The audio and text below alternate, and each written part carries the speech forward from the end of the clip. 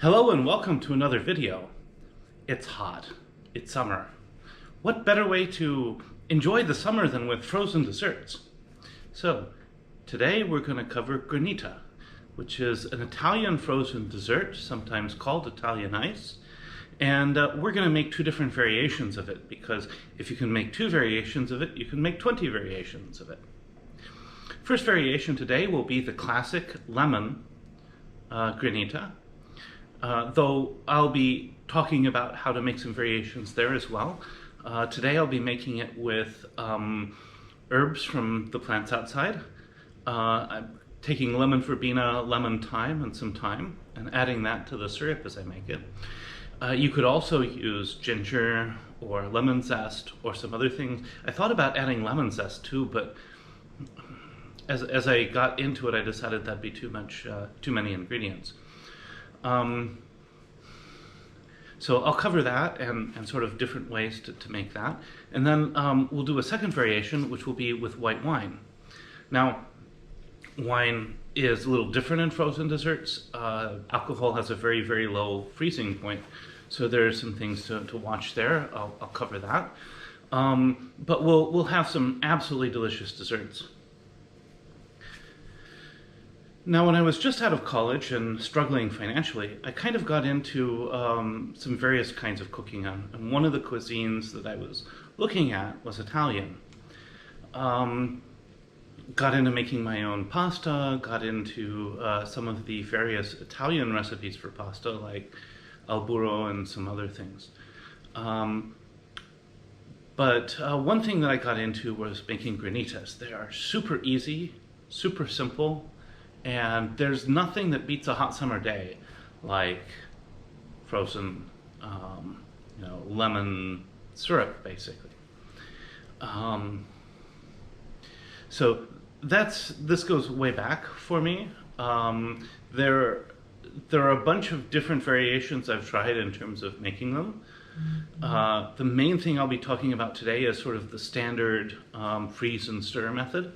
I've also done a freeze into small pieces and crush method, and that works also. But probably won't work in the same way for the alcohol-based one. So you should definitely master the freeze and stir method first, and then you can play with some other variations. Now, this is, again, super, super simple. Don't overdo it. But there's a lot of room for subtle variation. And so I hope you just sit back, enjoy, and go try this out yourself. It's, again, delicious, refreshing, and anybody can do it. So one more point worth noting at the outset is that granitas come from roughly the same tradition as sorbets. So typically we're talking about, in both these cases,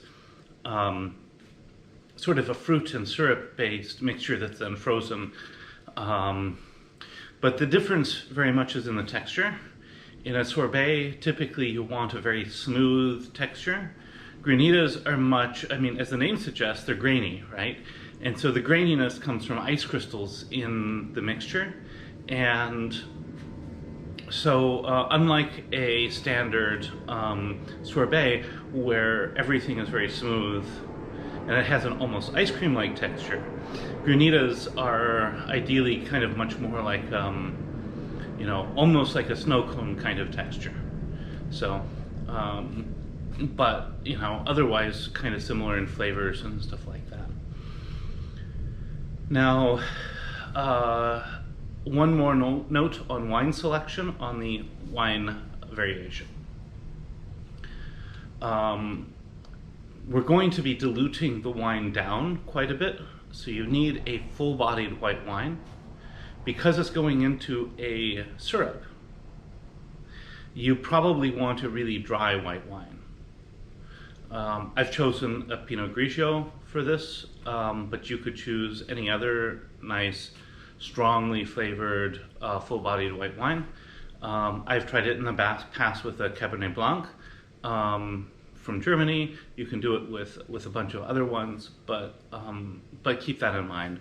Also, this is kind of a higher end use for wine, So definitely don't skimp and just get, you know, the cheapest bottle you can find. The bottle that I've chosen here is pretty cheap, but it's a wine I know, and it's a wine that I think will go very well in this particular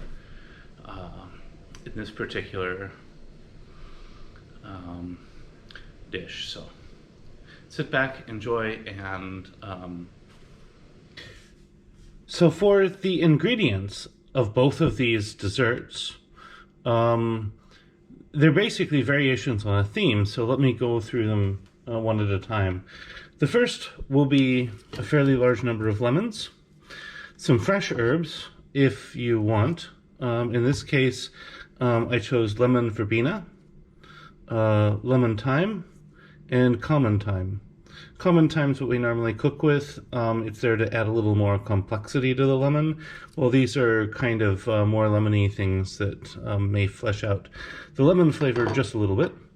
To that, I will add some lemon zest and a lot of lemon juice, as well as some sugar and water, of course. On the second variation, which is the wine variation, there will be some lemon juice, sugar,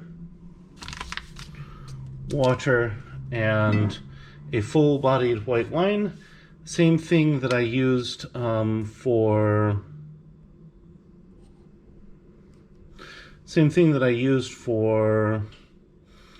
the buffalo wings. I decided to use for this one. And so basically that's all the ingredients for either side. Now, I'm going to start by weighing out 200 grams of sugar. Now, for American folks who aren't used to using kitchen scales, you don't actually have to do this. Interestingly, sugar, gram for gram, has about the same volume as water.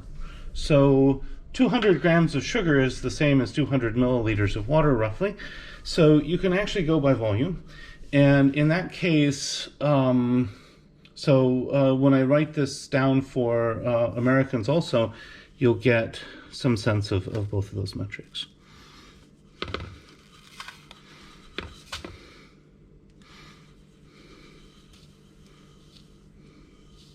Oops, that's a little much. Let me pour some back.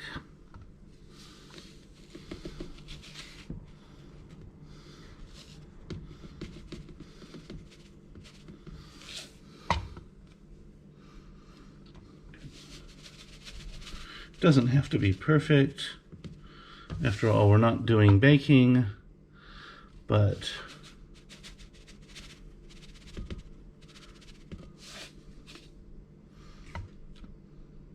that's close enough. So here we have 206 grams. You'll see it's just over the 200 line there. And if I look, that's just over the 200 milliliter line there. If I look here, it's right at about the 200 gram line there. So again, about the same volume as water. So we can just basically measure for American folks by water. So I'm going to go ahead and add this to the saucepan, or no, not the saucepan, but the pot. And I'm going to measure out 200 mils of water. Actually, 300 mils of water, sorry.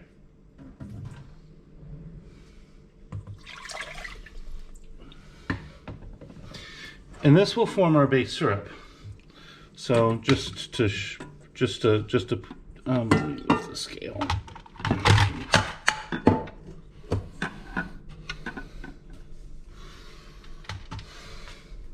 So I have my water and my sugar in here. To this, I'm going to add my herbs. If you like to boil the water, then you want to add the herbs after the boil, but because it's very hot, I'm not going to do that. And then I'm going to set this on the stove at about a 3 or 4 to warm it up until I can stir the sugar and it dissolves. So now the sugar is entirely dissolved. But I want to get a little more of the flavors from the herbs up. So I'm going to turn this up to maybe a 5, and I'm just going to let it heat for about 5 minutes, and then I'll start to do the cool down. Now, because this is a warm summer day, I don't really want all this heat going into the house, so what I'm going to do is fill the sink with some cold water and set the pot in it to cool. This way, the heat from warming this up goes into the cold water instead of going into sort of the air of the house. So now I filled the sink with cold water, just enough for the pot to start to float. Now, if I had a smaller, long-handled pot, this wouldn't work so well. So I'm gonna go ahead and just kind of let it sit in here for about 5 minutes to cool down. And as it does, it will reach towards room temperature. Once that happens, I will add the lemon juice and stir it, then pour it into the pan to freeze. Ooh, that smells nice. So now I'm going to fish out the herbs.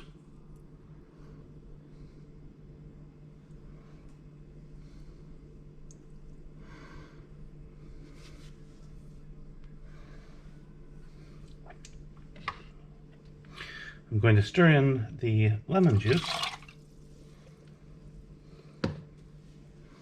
And I got pretty much all the seeds out of this, but maybe there'll be a few left. I don't know. It looks like there are a couple small seeds. I'm not going to worry about them, though.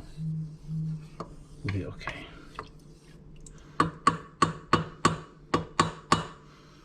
And then I'm going to pour it into a pan to freeze. And ideally it should be a rectangular pan. So what I have here is this loaf pan. So it'll work just fine.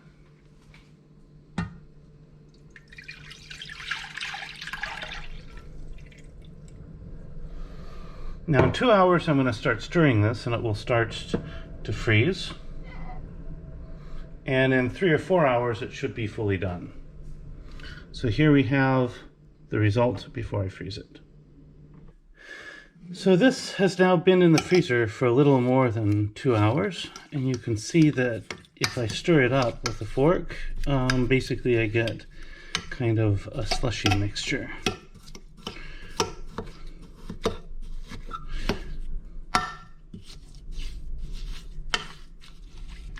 What I'm going to do is basically mash this a bit.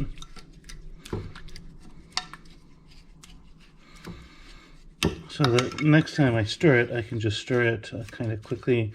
I'll come back in like another maybe half an hour, give it another stir in the freezer, and then maybe 1 or 2 more times, and then this should be done. And these brown spots I initially thought were seeds, but it looks like they're little leaves from the thyme that I went ahead and used. So there we are. I'll go ahead and put that back, come back in a half an hour, and maybe I won't film that part, but it's only going to take 1 or 2 more stirrings. So this is the second, no, this is the third stirring. The first one I showed, the second one I did not. You can see it still firms up around the edges, and so as I stir it, it's going to continue to get firmer, and it will continue to thicken. So it's probably going to take, I don't know, based on this progress, maybe 1 more hour. So 2 more stirrings, and then it should be pretty firm. But it can vary one to another, so we'll go ahead and see. And so a couple more stirrings, and now we have at this consistency, which is just about right. So from here, I'm going to stir it up 1 more time, and I'll pack it in another container I can just put in the freezer, and I'll go ahead and try this. And so now we will go ahead and try this lemon gelati. Not gelati, granita. Now, the lemon granita is actually pretty sour. And if you could see the plate, you'd see it's melting pretty fast. But it's quite refreshing. And the sourness, I think, is actually really good with the ice. It keeps it from just being like ice and sugar. The texture is very reminiscent of popsicles. But it's really, really very pleasant. So for the next version, I'm going to do the same thing, but I'm going to use a mixture of lemon juice and wine, and I'm not going to add the herbs. This is the second variation, and it poses some important technical challenges. In this case, because the wine contains alcohol, it's not going to freeze as solidly as the other. So if melting on the plate was initially a little bit of a problem, it's going to be a big problem with the wine. So with the wine, I recommend freezing the serving dishes before you present it. I'll go ahead and do that and show you. It's also going to take a lot longer to freeze. So instead of, I think it was like about 3, maybe 4 hours max, this will be 5 to 6 hours. So I'm not going to show you making the syrup again, basically the same thing, except I don't add the herbs. If I were using a German wine, I might add some sweet Woodruff, also known as Waldmeister, but just let that steep in the wine a bit ahead of time. But in this case, I'm going to do just wine and lemon. So I'll come back when I have the syrup made and I am measuring out the wine. And now we have the syrup done. It's time to go ahead and add the wine. Basically what I've taken here is juice of 1/2 lemon, and I scooped out the seeds, but I've left the pulp in. I like to leave the pulp in it, both the lemon and the wine versions. And then I'm going to fill this up with wine to the 200 milliliter mark, and we'll go from there. So I'm going ahead and adding this up to about the 200 milliliter mark. Now we add the lemons to make sure that we have enough acidity, but the wine is what's going to give the primary flavor.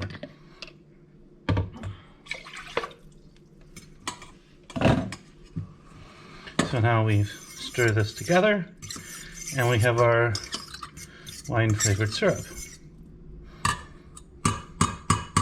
Now this is about a glass of wine in several servings of this dessert. So you don't have to worry too much about the alcohol content itself.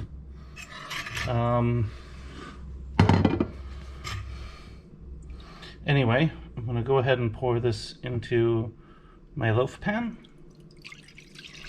And I'm going to go ahead and put it in the freezer. Now, you'll note right away, the consistency of this is very different. You don't have as much pulp.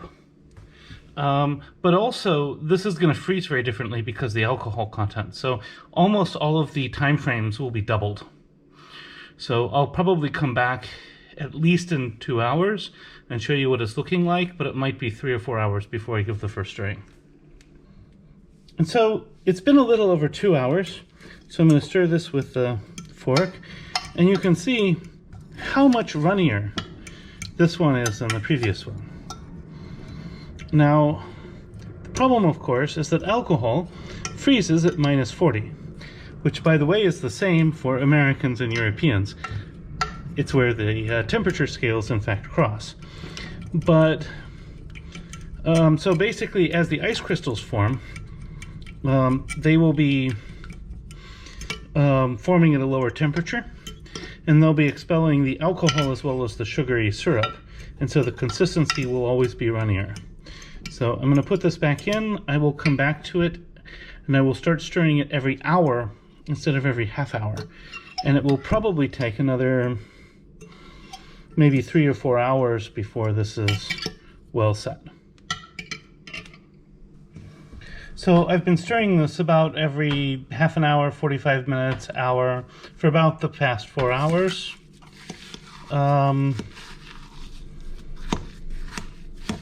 You can see this is starting to kind of firm up, but it's not super firm. Because of the fact that this is wine, it's never going to firm up as much as the lemon one did. It's always going to be kind of slushy-like. So I'm going to go ahead and put it back in the freezer briefly, and then I will come back and try it in maybe 15-20 minutes. And now for the final test. I will go ahead and try this one. Now, because of the alcohol involved, this is a lot more slushy than the previous one. So I've gone ahead and chilled the plate in the freezer so that this doesn't melt as fast.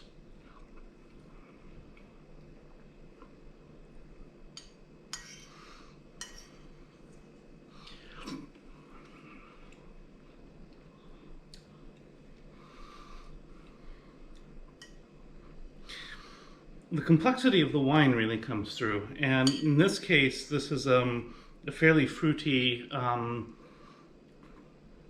Pinot Grigio, and you get this sort of fruity honey flavor between the syrup and the grapes.